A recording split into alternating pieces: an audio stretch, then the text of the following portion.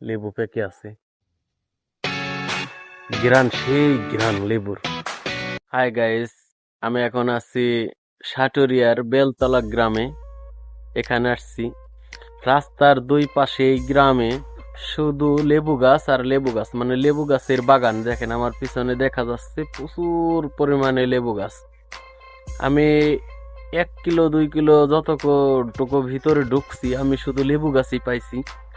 আর এত পরিমাণ লেবু ধরে আছে, শীতকালের জন্য মনে হয় এই লেবুর এরকম চাহিদা নাই, যার কারণে লেবুগুলো গাছে ধরে পেকে যাচ্ছে এবং কি নিচে পড়ে আছে। আমি দেখাচ্ছি আপনাদের, এই যে লেবু গাছের এই যে বাগান দেখেন, বিশাল বড় বাগান।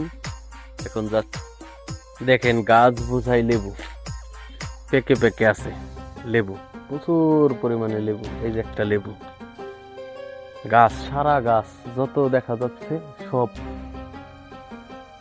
দেখেন এই আমার সাইডে গেলে সব লেবু। দেখেন বিশাল বড় বড় বড় বড় লেবু, লেবু পেকে আছে, ঘ্রাণ সেই ঘ্রাণ লেবুর। আর নিচ দিয়ে অনেক লেবু পড়ে আছে, মানে দেখার মতো।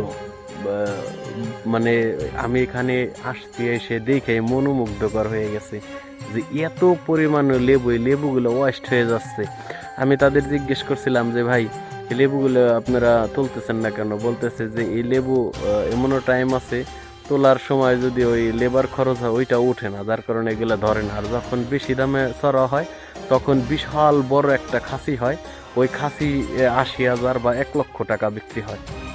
এই বাগানের এইরকম পুরা বাগান ভরা এরকম লেবু ধরছে, দেখছেন কি রকম লেবু।